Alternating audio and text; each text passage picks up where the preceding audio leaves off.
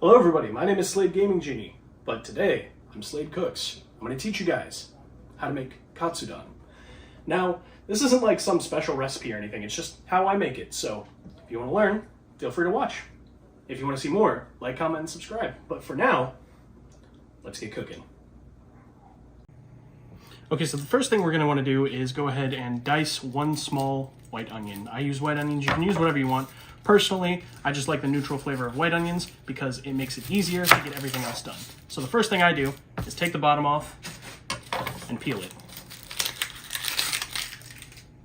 Pretty simple process, but you want to make sure that you go down just enough so that you don't get any of that papery onion skin in the food, because that is kind of unappetizing when you end up, with a piece of paper in your mouth when you're expecting something nice and savory.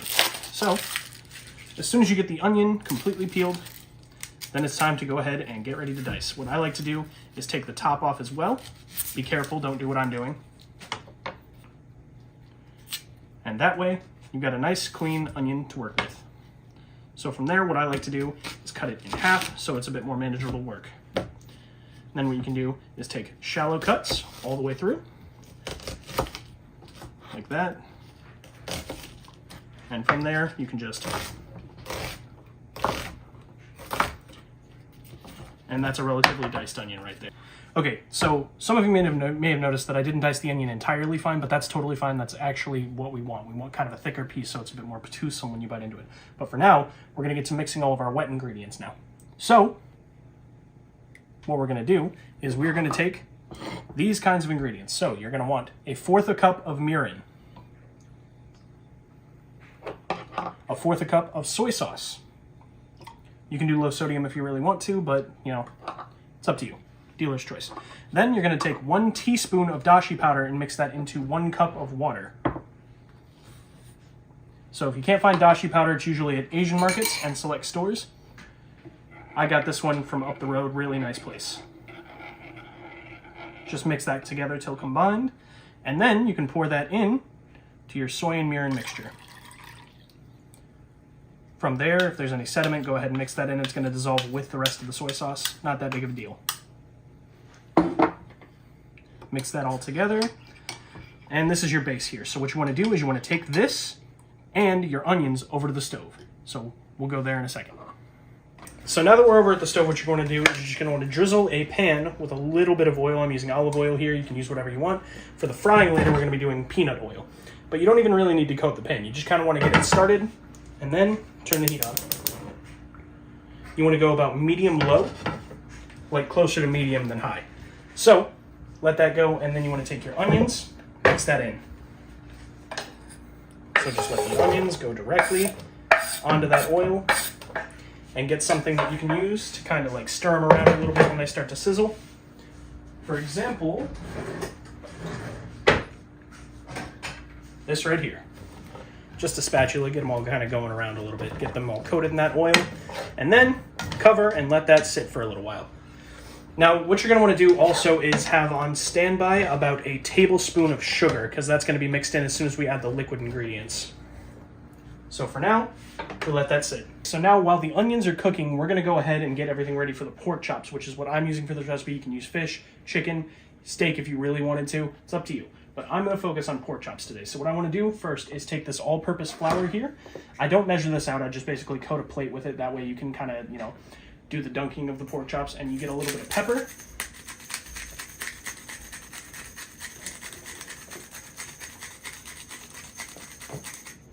Pepper, sea salt,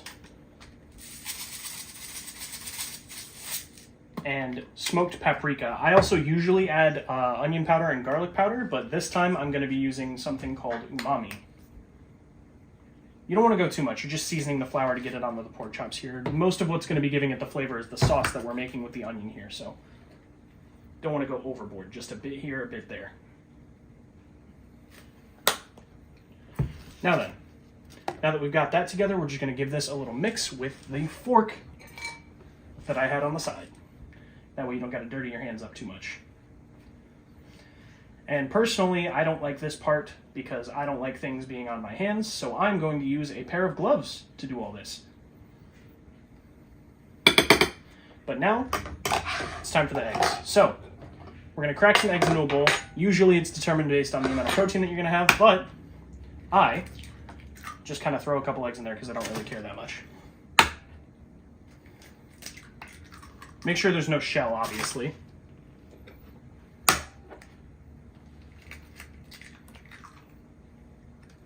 And we're good to go there. So, on to the next part. Okay, so now that you've got your eggs in a bowl, what you want to do is beat them together so that they're consistent and you can coat your pork chop effectively. So I just use a fork to kind of rip the yolks open, give them a nice little smooth consistency.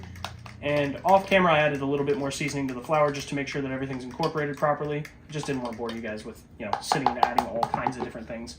So now we can get to the pork chops. And what we do here is a wet, dry, wet method, which is essentially just coat the pork chop with one hand in your seasoned flour, drop it into the egg, use a separate hand to get the egg, drop it onto this. This is fresh panko breadcrumbs, by the way. And by fresh, I mean I just opened them. They were in a bag. It's totally boxed. Totally fresh. Absolutely wonderful. Now, that is what you're going to do consistently for the rest of the pork chops. And then we can move on to what we're going to be frying with. Okay, so in an intermission between doing everything else, you're going to want to take your onions that have been steaming for a little bit. Stir them in between, by the way. While you're doing the pork chops, either have somebody else stir them or take breaks every couple minutes to stir them yourself. You're going to mix your sauce with the onions. And from there, you're also going to want to take that teaspoon or tablespoon of sugar and drizzle that in to mix in. That is going to make everything just a little bit sweeter. And with that, mix it in. And that is the tonkatsu sauce started. So just leave that to simmer while you do everything else. Okay, so now in the meantime, while you're letting your sauce simmer, you're going to want to go ahead and get your awesome friend to do some rice for you. So we're doing about 2 cups of rice, consistently washing it until the water comes out clear. You want to wash your rice. It is a big deal. It makes a difference. Please don't scream at us. So, anyways, definitely wash your rice. Make sure it comes out with clear water before you do anything. But you're going to want to start the rice about 20 minutes before everything is done. So, before you get your pork chops frying. In which case, we're going to be frying them in our deep fryer. And today, we're using peanut oil. So that's going to be awesome. You want to get your deep fryer or your pan up to about 350 degrees with the oil. And then you're going to also get ready to get your pork chops into the fryer. Okay, so we're going to start on the rice. Now, there's generally a process I have for this. I like to toast my rice before I, begin cooking it. It's a way to kind of get out sort of like some of those nuttier flavors or put some other seasonings in it before you begin the proper cooking process. So I'm just going to put a little bit of, I'm using peanut oil. You can use vegetable oil or canola oil. Just a little bit of oil here to, get the pan all, lubricated. And then it's pretty simple. After that, you just put in your washed rice. Get that oil on there. Once you do that, I like to add a few seasonings. So I usually get some garlic. Now I rehydrated this garlic from garlic powder. It brings out more of that flavor, gives it more of a bite. Because a lot of the time when you have that, when the garlic is dried, it doesn't have that fresh flavor. Rehydrating it can kind of bring it back. So you just kind of mix that in there.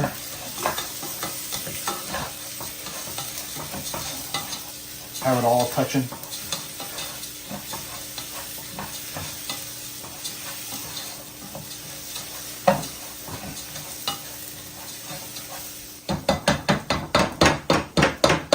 Then you can put in a little bit of salt. You can salt to taste. You can put it in before or after. Honestly, it doesn't really matter. Then the pepper.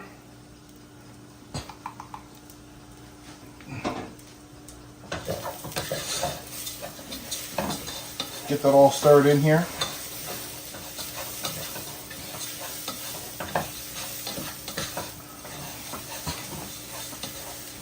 Now once you have been toasting this for about a minute or so, have it stirred around here, you want to add your water. I don't usually use a rice cooker. I've never had one, so I had to learn how to do it without it.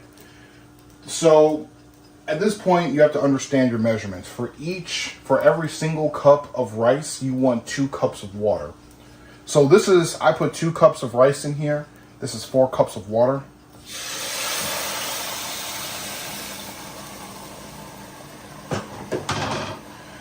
Now, you're going to want to bring this to a boil. And then once you do, you're going to want to put it down to medium-low heat. And then let it cook for 18 minutes. There's a lot of, I guess, misunderstanding about how to cook your rice. But it's just about waiting. Trust your time, trust your measurements. So once this gets to a boil here, we're then going to reduce the heat because it's on high now. We're going to reduce the heat and then we're going to cover it and then let it steam. Okay, so now that Joseph has shown us how to make some awesome rice, what we're going to do is check on our oil. And in order to check on your oil, what you can do is take a couple of the panko breadcrumbs from earlier and just drop them in. If they start sizzling, that means the oil is ready to go. So now that the oil is up to temp, what we're going to do is we're going to cook our pork chops. I can throw a couple in at a time without having to worry about compromising the heat of the oil. But depending on how thick your pork chops are, you're going to want to let them fry for anywhere from 7 to 10 minutes. I'm going to put these ones in for about 8 and check them from there. And again, frying these ones in peanut oil. So that should get everything going. If you'll notice, our fryer is kind of jank, but it gets the job done. So we'll check back on those in about 7 to 10 minutes. Alright, so after those 7 minutes have passed, you've got a nice golden brown on your pork chops. So what we're going to do is we're going to take those off of the oil and go ahead and get them chopped up. But I'll be back after I finish all the pork chops so that you guys can see the finished product when we start to cut them up and get everything ready. So, see you there. Okay, so as soon as your pork chops come out of the deep fry, they should be like a nice crispy golden brown. These ones are a little bit darker because I left them in for about another minute to make sure they were entirely cooked. But that's the thing, you want to make sure that your pork chops are cooked thoroughly. You don't want pink pork chops, that's not a good idea. I also put them on a paper towel to let some of that excess grease dry out. But then what you're going to want to do is cut them into strips. Yes, this is very hot, so I recommend using a fork or tongs to cut yours. But you want to cut them into a strip like that and do that the whole way through with all of your pork chops. So we'll meet you when I finish that up.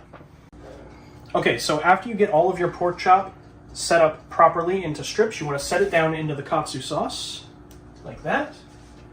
And do that with every single one, kind of just placing them nicely into the sauce, because that's where this gets most of its flavor, is just letting those pork chops marinate in that sauce while it's cooking.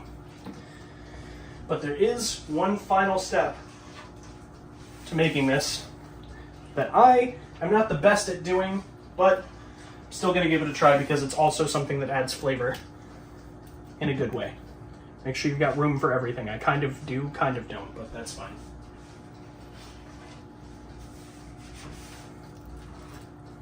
So, once you have all of your pork chops in, you want to take some eggs that you have preemptively beaten, which I haven't told you about. Haha, surprise, get everything ready.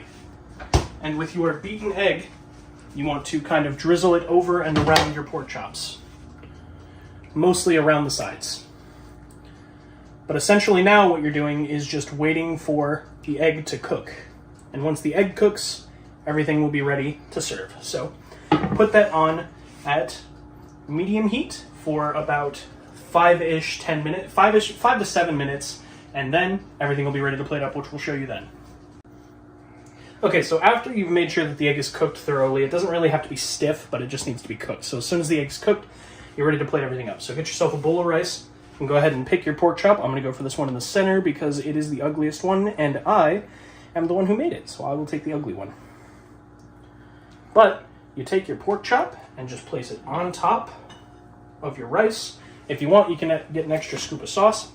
But from there, what we're going to do is top it. So when we top it, what we're going to do, take a little bit of Japanese mayo, go over the top. This is a fresh bottle. And some Japanese mayo over the top, just give it a little drizzle. And I'm using freeze-dried chives, but it's better to use fresh chives. I just don't have any fresh chives on me at the moment. So Just garnish with a couple chives.